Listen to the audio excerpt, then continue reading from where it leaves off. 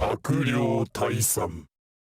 Well, firstly, what I wanted to say was to everyone watching is that when content creators make response videos, it's not necessarily to start a fight. Some people message me saying, "Oh, why are you going after Moonsault Slayer?" Or "Oh, I want you to do this, that, and the other." Like people were like said, "Oh, I hope you make more videos." And I was like, "It's not a fight. It was just he said what he said about Tekken Tag 2, and I wanted to give my thoughts on it, just to dispel that notion." Every content creator has like these people who used to be subscribed and are not subscribed anymore for whatever reason, but then they walk around with like this vendetta towards that content creator. And when they see that Mm. content creator get criticism from another content creator, they're like, yeah, like hate the guy. Yeah. You were taking this way more serious than everyone else. Like you trying to like, I'm not saying you as my column, I'm saying like you as the people who are like upset at content creators and are trying to get other content creators to like fight each other. Like you were taking it way more serious than everyone else, you know? Yeah, especially because in my video, I said that me and you are cool, we're friends. It's just a response video. But in terms of the video, I didn't see your live stream when you were doing the initial reaction, so I didn't know how much you watched. But obviously, my video is about 36 minutes long, and in the video that you uploaded, there was about like I think maybe a minute or two's worth of clips. So I wasn't sure. Did you watch the whole video? I did skip around parts, but I watched like a majority of it. But while I was watching it, I was just pausing it and ranting and like I was really kind of being dismissive of like your ideas because I just disagreed with what you were saying. So I really wasn't like being receptive to anything that you were saying. So it was like I didn't feel like putting that into the video would because like I was dismissing your ideas. I wasn't really countering your ideas because I was really focused on the idea of like Tekken the game not being bad because of marketing, the game being bad because of the gameplay and the big roster. So it's like I kind of just kept going back to that same thing. Like you'll be talking about something, and then I'll just go back to like big rosters and stuff. So I was just like too lost in my own sauce, kind of thing, you know. Yeah, no, that's fine. When I spoke about the marketing, I went and looked at Tekken Tag 2's trailers and how well they had performed just across the board. And some of them were okay. There were some of them that had like a million views, but over that's obviously over 12 years. At the time, I don't know how many views they got. And then I was looking at how many trailers had dropped for Tekken Tag 2. There wasn't that many that dropped for this game. The marketing really got pushed up quite a lot when Snoop Dogg came in, but even Snoop Dogg's trailer did not get tons of views. Even on the Bandai Namco Europe page, it was like below 300,000 views. And so I was looking at it, and I was looking at the discourse around Tekken Tag 2 at the time and 3D fighters, and you might have skipped over it because, like you said, you skipped over a couple of parts. But my points were speculative because I looked at how well Tekken 5 did, and then I looked at how well Tekken 6 did, and obviously Tekken 5 did way better than Tekken 6. So one of the points I brought up was that I think Tag 2 might have suffered from a bit of Tekken fatigue, because all series go through that where sometimes people just check out. Tag 2 was also working off of the Tekken 6 framework, so Tekken 6 already didn't do as well as Tekken 5, and then you've got Tag 2 coming out as well, which looks kind of similar but with a couple new mechanics and an extra character. So I was speculating that maybe there was a bit of fatigue there, and people just weren't receptive to a new Tekken game only 3 years after a mainline version had come out. So that was one of the points that I brought up, and of course that's speculation because we don't know for sure. I'm just working off of sales figures. The other thing that I said was I don't think the roster size is a problem because I don't think that's ever been a problem for any fighting game to have a gigantic roster. I think that where in Tekken 6 you've got 41 characters, um, or 44, one of them. It's already a quite a big roster. So I don't think the inclusion of a bunch of clones, because there's like 15 clones in Tekken Tag 2, would make people go, oh, this is too much. I don't want to play. I think that the retention would reflect that. I think if people play it and they're like, this is too much to learn, then maybe you wouldn't be able to retain players. But the initial sales shouldn't have been affected by that because everybody's in the game. It's like a everyone's here sort of thing, like Smash Brothers. So I didn't think personally, and I watched your video with the Tekken book that you're reading out from, and one of the things I said to your comment section, I responded to one guy because he was saying that I'm just a redditor, I'm never happy with explanations, and I watched it, and obviously you're getting it from the source, But I said to him that I'm not really satisfied with that explanation from the Tekken team. I feel like there's other variables that would affect Tag 2. And I also feel like they say certain things to sort of not not try to control the conversation, but Tag always comes up. People always talking about Tag, and I don't think they want people talking about it. I think that they're going to put out certain narratives to dispel the idea that this game has a chance of coming back and doing well.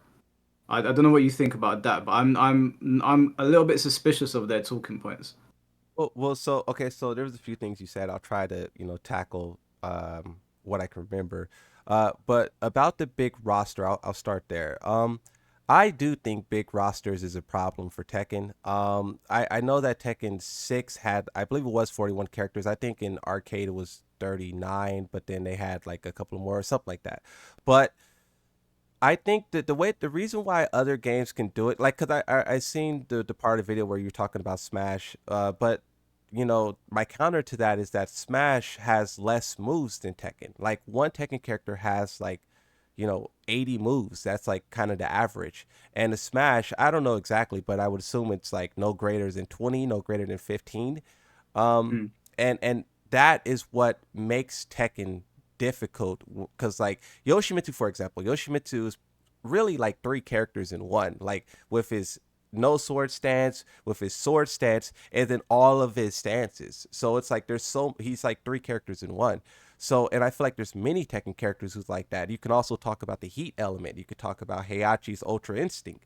So I think Tekken has so much more with one character than other games do. So when you add other characters into that, it's just way. And I'm not talking about people who are like lab monsters who go to Evo. I'm talking about like the casual audience. For those guys, it's just way too much. And then the thing about clones, I think clones is even more of a problem because clones have small differences between them. Like I remember specifically playing Tekken Tag Tournament 2.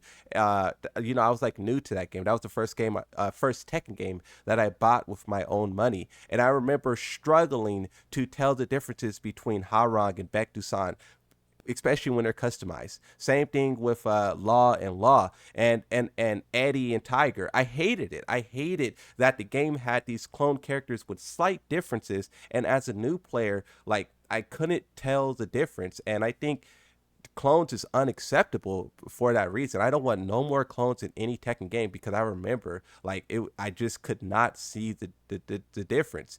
It was just crazy, and I feel like Kuma Mm. and Panda are kind of the same way. Is like they in Tekken 8 they do a better job of like distinguishing the two, but in Tekken 7 this was something that players said is that only the truest of bear mains knows the difference between them, like a Rangchu or something like that. But no one else knows, and it's like that is the kind of stuff that destroyed Tag 2 is like these small differences in characters.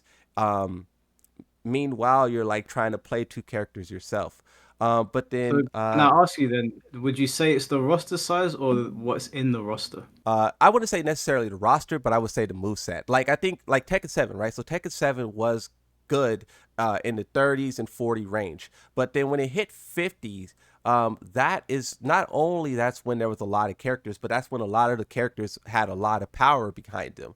And you needed to learn and lab all that stuff. And you really couldn't. And I was trying to, when I was watching your video, I was trying to find the example because there was a big example towards the end of Tekken 7 where I believe Nee was playing Steve Fox and he was fighting someone who played Alyssa. It may be Cuddlecore now that I think about it. And he lost to like a specific thing that Cuddlecore can do to or that Alyssa can do to Steve, and everyone was like, "Oh, Nee just lost to like a knowledge check. Like this game has too many this, too many that." Like that was a thing that players said, like towards the end of Tekken 7, and that's why I think like at the end of Tekken 7, even though the roster kind of started to match Tag 2, it also started to match Tag 2 on a lot of its problems where even some of the most diehard players like me started to get blown up by tech, and he's like known for Steve and he still got blew up by like some Alyssa tech. So I think that when you do add in a lot of characters there is problems that comes up, and you know it comes up in competitive where players know everything, but then imagine what's happening in casual where players don't know anything, you know? Mm. But then, don't you think that Tekken just as an actual game is always going to suffer from that? Because I don't think we're ever going to return to the days of having 30 or 40 characters only. Like if this game is as successful as they're making it out to be, and it does actually go on to sell what they're alleging, then it's just going to suffer from what Tekken Tag 2 supposedly suffered from anyway, if not worse, because you're learning 50 unique characters. I also think that people that play Tekken are kind of used to having gigantic move sets to deal with. Like it's sort of like built into the framework now. It's something that we will expect. And I think in an age where games have been dumbed down a lot, that offers people something to do, like besides the same combos, the same setup, seeing the same characters over and over again. And you also, I think you get a player base that is maybe a little bit more happy that they have their favorite character there. Like right now, I don't have a character I really want to use in Tekken 8, and I know I'd probably enjoy the game a lot more if I had Jinpachi or Ancient Ogre. But when you keep roster sizes at like 30 and 40 in a game that has a legacy like Tekken, you end up alienating the fan base. And I think that could also end up hurting sales because if we get to like season 3 and my main's still not turned up, I might not even bother anymore because I'm like, well, I don't want to play. I don't want to play any of these characters. I also think that, sorry, were you going to say something? Well, I was gonna say, like, characters like Jinpapi and Ogre, like, I love those characters. I played Jinpapi and Tag 2. But I think that those characters are just like gone. I think that, like Baek-Dusan, maybe even Wang. I think a lot of characters are just gone, and you have like some players who still want those characters to return, but it's just I just think it's not going to happen. And I would say you cap the roster at like 45. I think you cap the roster at 45 and you start adding game modes. Like, season 2, 4 characters. Season 3, like if I could have it my way, I would do season 3 and then Tekken Force would be the final thing. There would be no 4 characters. And then season 4, I would do the same thing. I would do season 4 and another big type of expansion. I think that at a certain point, because, once again with Tekken 7, they added all these characters, but there was no reason to play them unless you liked it. And players play the same characters that they like, and they only like one type of character, right? But I think the developers should give players a reason to try multiple characters with game modes, with team battle. At a certain point, you have to try and because maybe you'll find your new favorite character, right? You have all these Tekken players going around asking for characters that was like from 30 years ago. Like maybe if they tried a character, one of the other characters that's in the game, maybe they would like it and maybe that would be their new main. But the developer should give a reason to try it.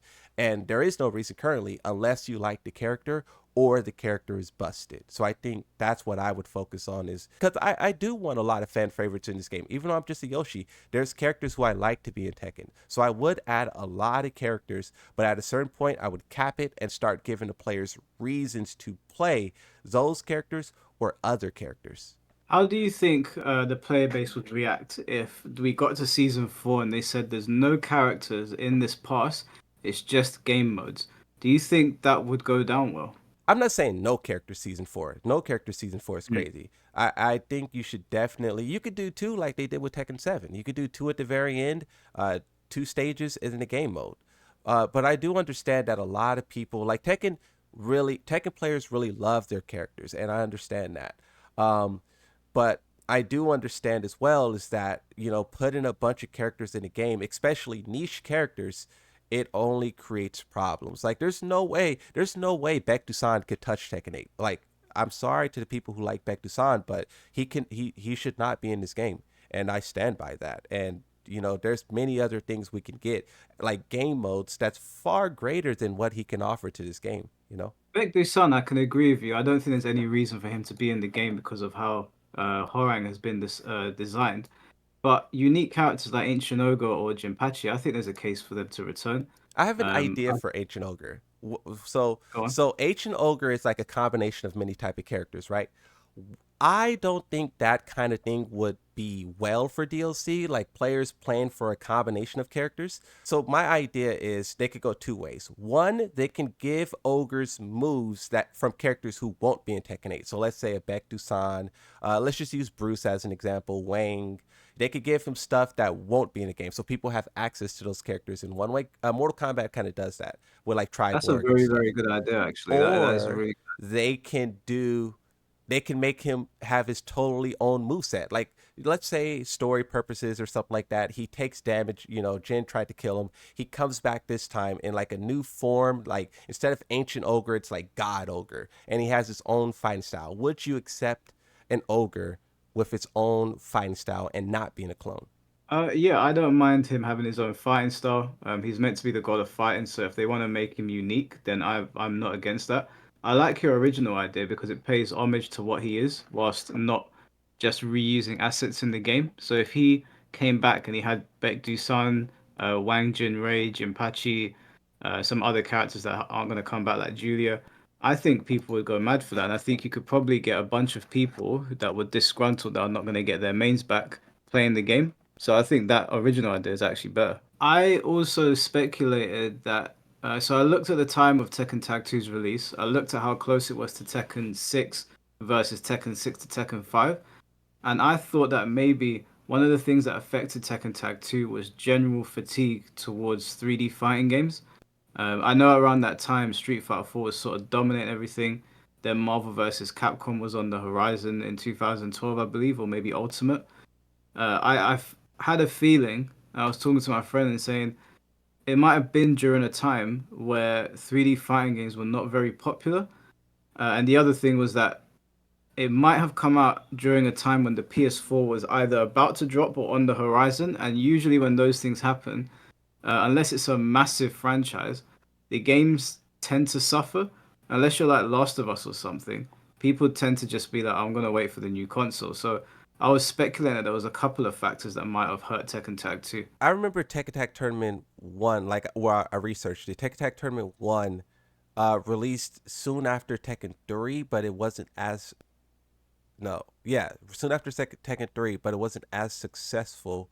But it was okay because they invested less into the game. But Tag 2 kind of did the same thing where they released like kind of soon after, but they invested more into the game. And also in the book, like, when I was rereading it, they said Mike Murray said they kind of invested wrongly. He said they put so much into characters that they didn't do the things that casuals love, like modes and whatnot. He said he specifically talked about how modes bring in new players. Now, that makes, I don't know, because Tekken 7 has none of that. And Tekken 8 Hmm.